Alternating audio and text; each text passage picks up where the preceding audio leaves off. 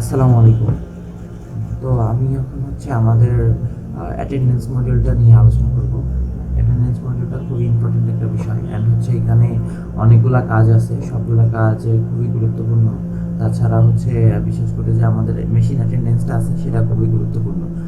তো আমি এর জন্য অ্যাটেন্ডেন্স মডিউলে চলে যাব এবং অ্যাটেন্ডেন্স মডিউলে যাওয়ার পর প্রথমে অ্যাটেন্ডেন্স রিপোর্টে যাব অ্যান্ড এইচআর অ্যাটেন্ডেন্স রিপোর্টে দুইটা রাউট আছে, দুইটা মেনু আছে। এই মেনু দুইটার মধ্যে প্রথমে আমি অ্যাটেন্ডেন্স মেনুতে যাচ্ছি। অ্যাটেন্ডেন্স মেনুটা স্টুডেন্টের জন্য অ্যান্ড এইচআর অ্যাটেন্ডেন্স রিপোর্টটা স্কুলের এইচআর বা স্টাফের জন্য। অ্যাটেন্ডেন্স রিপোর্টে আমি এখন যাচ্ছি। এখন এখানে আসার পরে আমি দেখতে পাচ্ছি এখানে বিভিন্ন অপশন আছে, বেশ কিছু। Attendance, add STD attendance, leave entry form, leave type, attendance blank report, attendance leave report.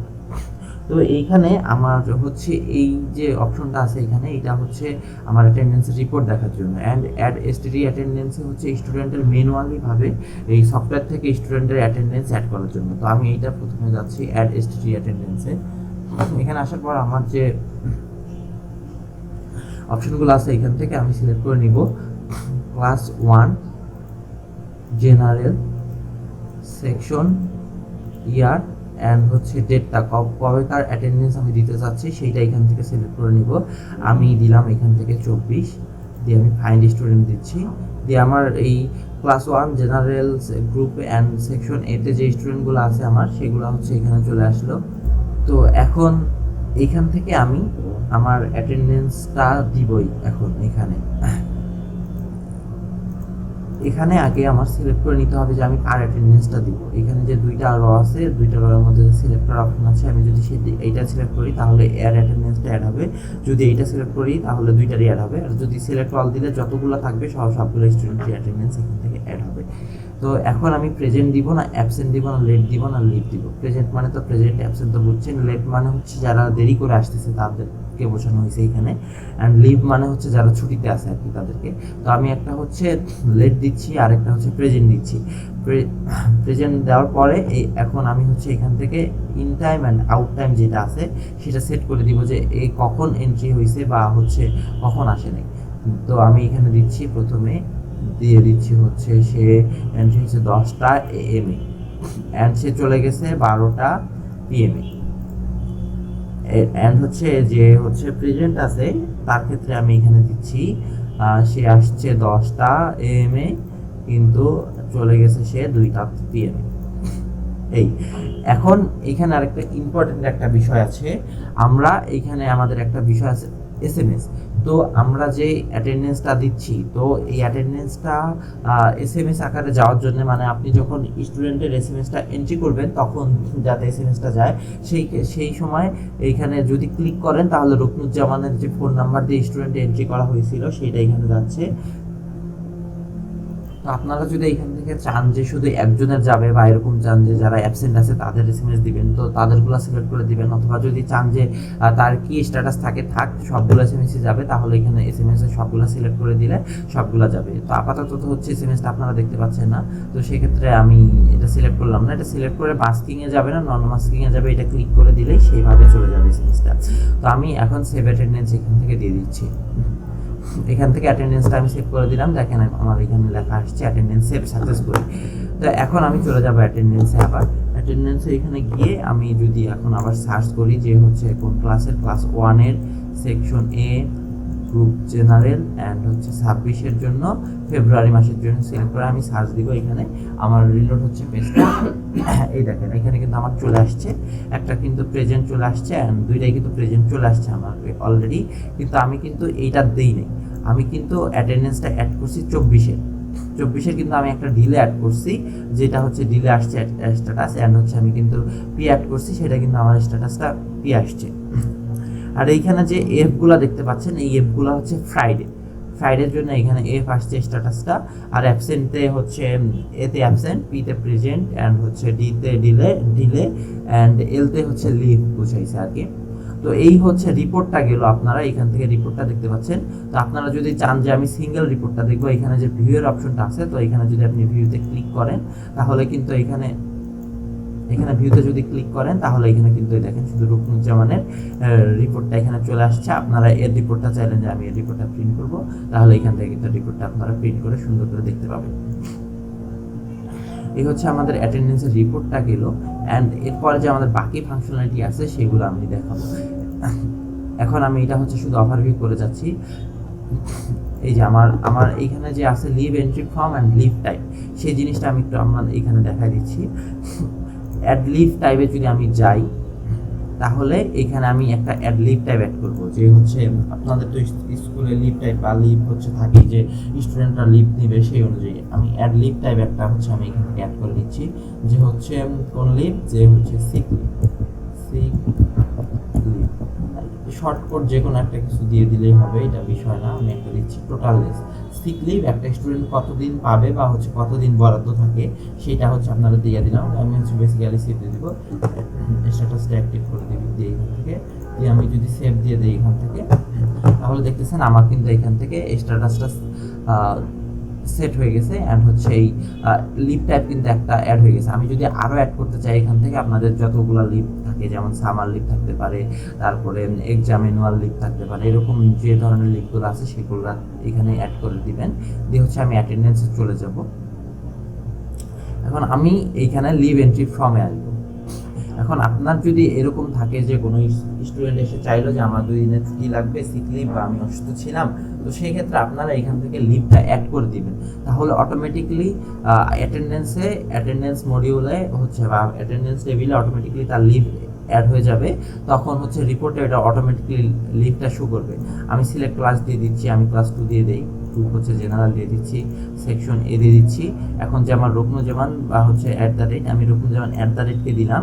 আমার অ্যাপ্লিকেশন ডেট কবে করতেছি, আমি অ্যাপ্লিকেশন ডেটটা করতেছি ধরেন আমার হচ্ছে 7 তারিখ দিয়ে দিলাম। অ্যান্ড লিভ টাইপ কি থাকবে, লিভ টাইপ যে ওই যে লিভ টাইপ আমি অ্যাড করলাম, এখানে কিন্তু সিক লিভটা চলে আসছে অলরেডি। তো আমি কবে থেকে কবে করব, আমি এখানে হচ্ছে দিলাম যে হচ্ছে আমার 7 তারিখ থেকেই আমি ছুটি নিব 9 তারিখ পর্যন্ত। তো আমার টোটাল কয়দিন হচ্ছে 7, 8, 9, 3 দিন। তো 3 ডেজ এখানে দিয়ে দিচ্ছি। অ্যান্ড নোট দিচ্ছি যে লিভ ফর রুকনুজ্জামান @ বা এখানে নোট আপনারা যেটা দিয়ে দিতে পারেন, এখানে কিন্তু ইনফরমেশনগুলো চলে আসবে, সেই হিসাবে দিবেন। তো আমি এখানে সেভ দিয়ে দিচ্ছি। সেভ দিয়ে দেওয়ার পরে কিন্তু এখানে দেখেন এখানে কিন্তু রিপোর্টে চলে আসলো রুকনুজ্জামান @3 ডেজ নিছে। অ্যান্ড হচ্ছে খান নিয়েছিল 3 ডেজ। অ্যান্ড এটা কোন ক্লাসের এনে ক্লাসটা আসছে, আর এখানে কিন্তু ক্লাসের রিপোর্টটা শো করা উচিত, এখানে অ্যাকশনটা আসবে।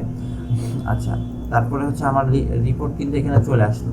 তো আমি এটা যদি দেখতে চাই, ক্লাস 1-এ যাব, সেকশনে যাব, জেনারেলে যাব, 26-এ যাব, গিয়ে ফেব্রুয়ারিতে গিয়ে সার্চ দিব।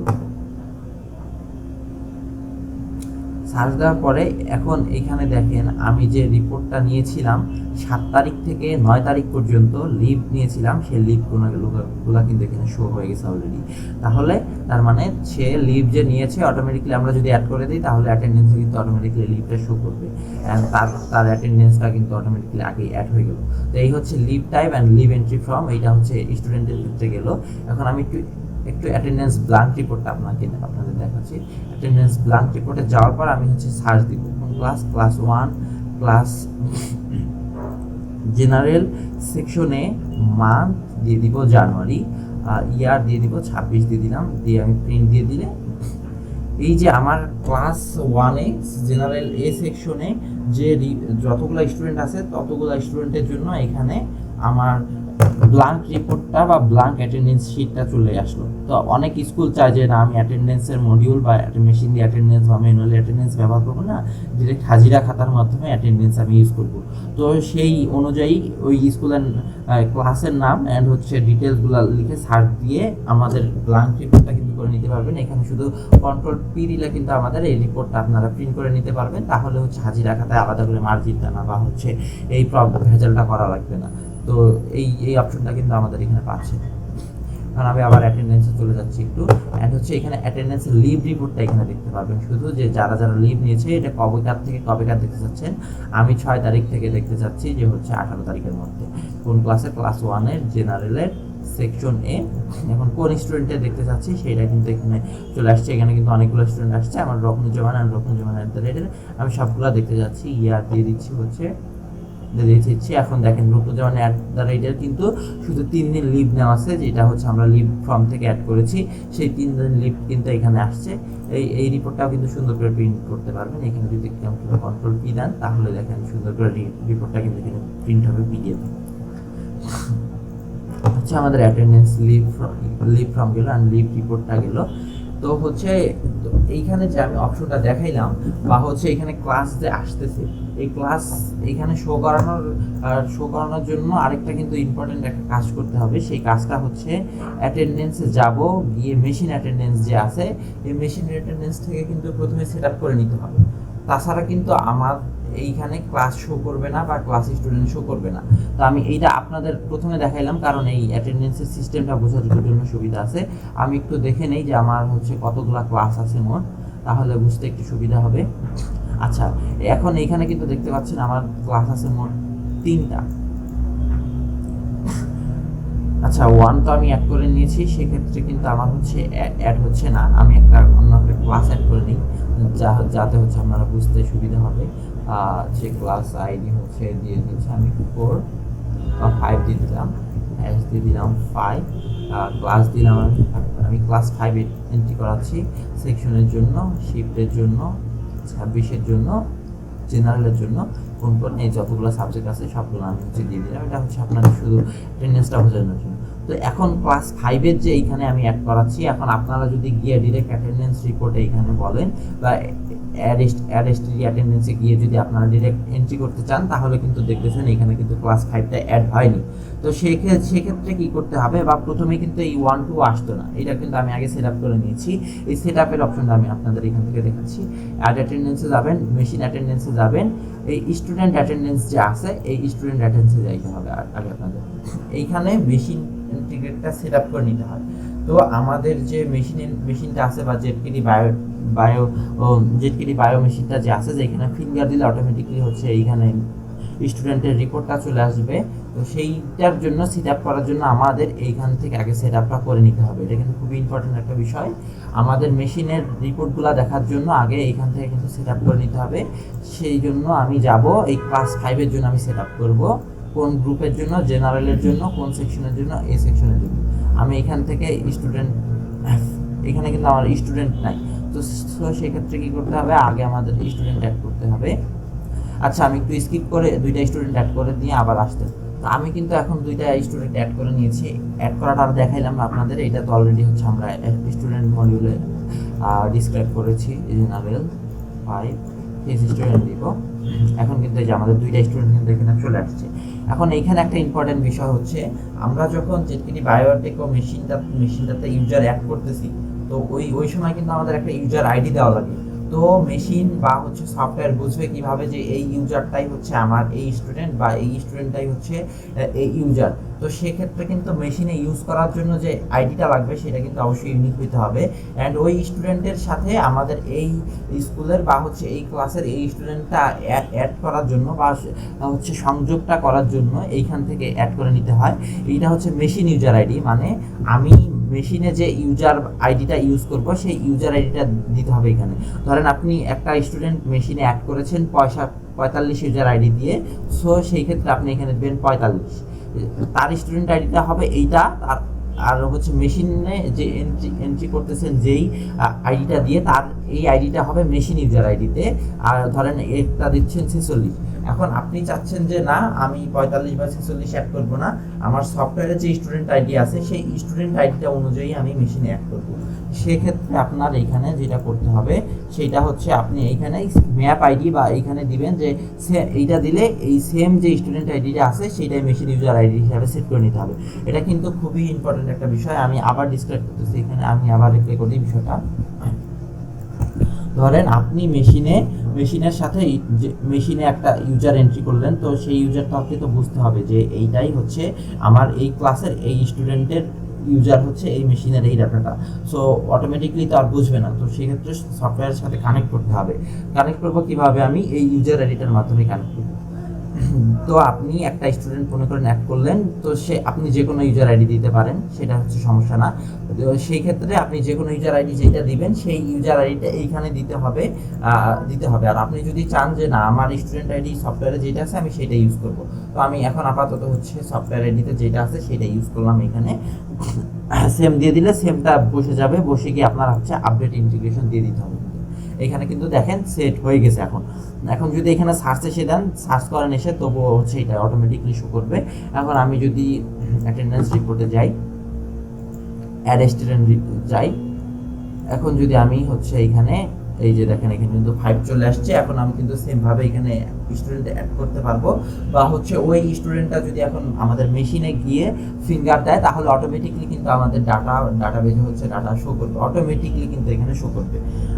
এটা হচ্ছে আমাদের মেশিন ইন্টিগ্রেটের সাথে সেটআপটা করে নেওয়ার পরেই যদি হচ্ছে কোনো ইউজার বা হচ্ছে আগেও যদি সেট করে থাকে বা কোনো ফিঙ্গার দিয়ে থাকে, তাহলে কিন্তু এখানে অটোমেটিকলি রিপোর্টটা চলে আসবে। এখানে আরেকটা হচ্ছে আমাদের সেটিং আছে, সেই সেটিংটা হচ্ছে আমি দেখাচ্ছি স্টুডেন্টের টাইম শিডিউল সেটিং। এখন মনে করেন আপনার স্কুলে হচ্ছে আপনি মনে করেন অবশ্যই এটা একটা টাইম শিডিউলের মধ্যে থাকে যে হচ্ছে 9টা থেকে শুরু হয়ে 2টা পর্যন্ত স্কুল চলে, বা 10টা থেকে শুরু হয়ে 3টা পর্যন্ত চলে। তো সেই ক্ষেত্রে আপনি সেট করে দিবেন কিভাবে যে কোন দিন কোন টাইমে হচ্ছে আপনার স্কুল শুরু হবে, বা কোন দিন কোন স্টুডেন্টটা আসলো, এখন কোন টাইমে আসতেছে সেইটা সেট আপ করার জন্য, বা হচ্ছে লেট করে আসতেছে কিনা। বিশেষ করে লেট করে সেট আপ করার জন্যই হচ্ছে আমাদের এই মূল বিষয়টা এখানে। সেই ক্ষেত্রে আপনার এখানে সেট আপ করে নিতে হবে যে অল ডেজ। আপনি যদি অল ডেজ দেন তাহলে একদম উইকের যতগুলা ডে আছে সবগুলোর জন্য সেট আপ হয়ে যাবে। আর আপনি যদি নির্দিষ্টভাবে সেট করতে চান তাহলে স্যাটারডে সানডে যে কোনো একটা দিলে হবে।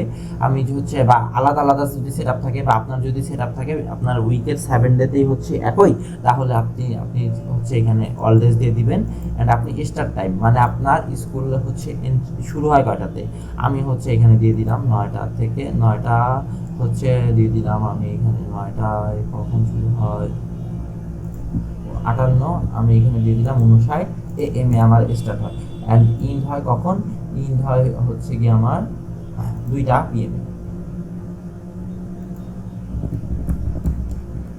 আমার 2টা PM এ হচ্ছে স্কুল ইন্ড হয়ে যাবে।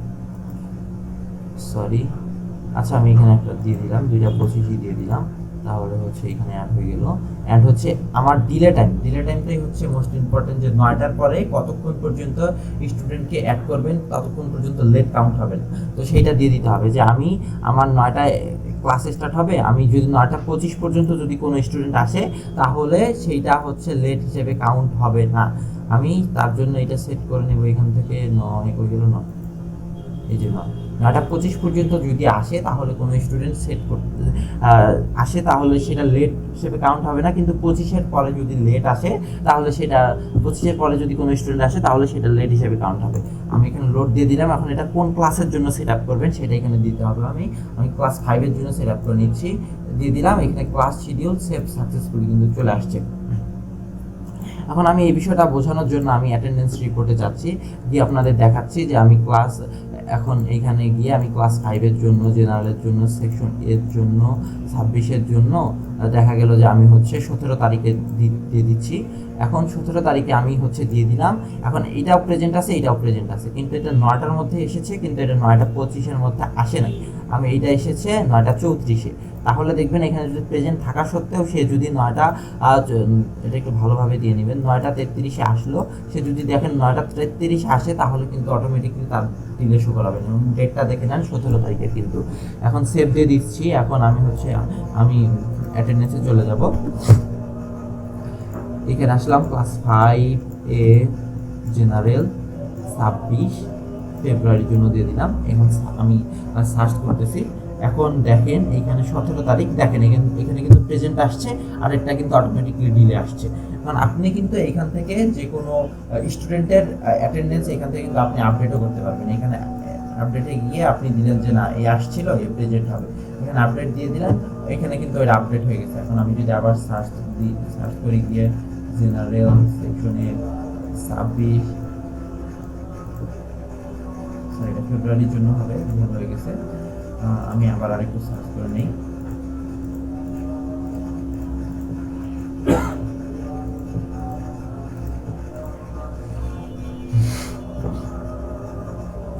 এই দেখেন এটা যে প্রেজেন্টটা আমি দিয়ে দিলাম, এটা কিন্তু আপডেট হয়ে গেছে। তো এখন তো স্টুডেন্টের অ্যাটেন্ডেন্সটা আপনারা বুঝতে পেরেছেন। অ্যাজ লাইক দ্যাট সেমভাবে আমাদের মেশিন ইন্টিগ্রেট বলেন বা হচ্ছে টাইম শিডিউলটা বলেন, স্টাফের ক্ষেত্রেও সেমভাবে হচ্ছে আমাদের এই টাইম শিডিউলটা হবে, বা হচ্ছে আপনার অ্যাটেন্ডেন্স যদি ইউজ করতে চান সেমভাবে এইটাও সেট আপ করে নিতে হবে।